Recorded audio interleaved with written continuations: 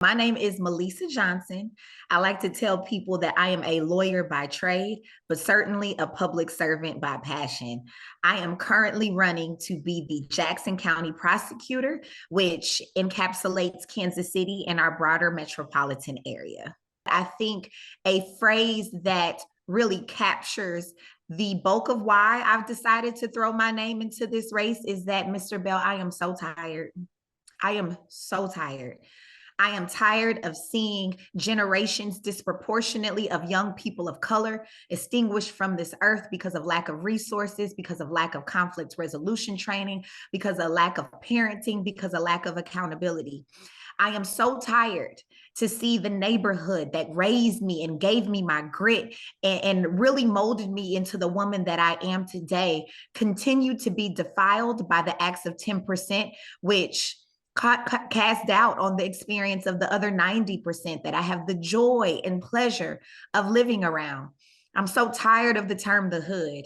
I don't live in the hood. I live in a neighborhood with neighbors that look out for each other. And to even be a student of African American history, that sense of connectedness, that sense of respect, that sense of lifting as we climb, that is who we really are, not what historians and news articles and broad public perception likes to tell us who we currently are.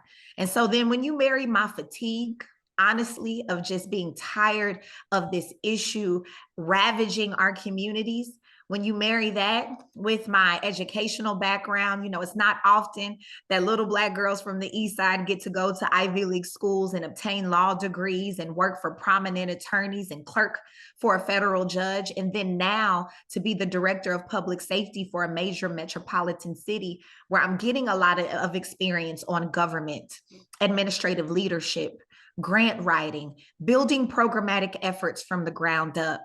Mr. Bell, I genuinely feel a duty to answer this call for service because of my personal experiences related to the issue of violent crime, but also with my professional experiences as well. I'd like to tell people all the time, I am a student of strong, intelligent Black women. I mean, growing up, a lot of other people's role models were Beyonce, who I'm a fan of, don't get me wrong, but I was a student of Shirley Chisholm, right? And even as it pertains to Black women prosecutors, I am a student of Marilyn Mosby, and I'm sending her my support and my encouragement. I am the student of Kim Foxx. I am a student of Vice President Kamala Harris. And so I'd be lying if I said I wasn't a bit nervous and reluctant to initially run for this office because I know, for example, the struggle that Black female prosecutors have in this country. I mean, just look at what Fani Willis is going through right now, right? But there is this sisterhood of women that have exhibited and been an example of strength, of poise, of intelligence, and of vision. And because of them, I know that I can. And the prospect of potentially being that for other little girls that look like me and that don't look like me is something that is not lost on me, especially since I would be the first ever person of color elected to lead my community in this way. I've had an amazing examples of strong women, and I would love to be an example to the up and coming generation of strong women as well. If we want different results, we have to try a different strategy. And my predecessor, Jean Peters Baker, has been in the prosecutor's office for over a decade. She's seen a lot. She's withstood a lot. My opponents, they are definitely great attorneys, but they don't see the world the way that I see the world. And if we really want to bring sustainable change to this issue, we have to elect somebody that is representative of the demographic that is most affected by violent crime. And it's not just people of color. It's also specific neighborhoods. And frankly, I am that person. It's not every day that somebody can marry cultural competence with an extensive education and professional background in public safety. And here's my thing. We can prosecute and throw as many people in jail as we'd like to. I mean, we've seen that happen in other jurisdictions. And guess what? In those jurisdictions, things do not get better. You can't just prosecute.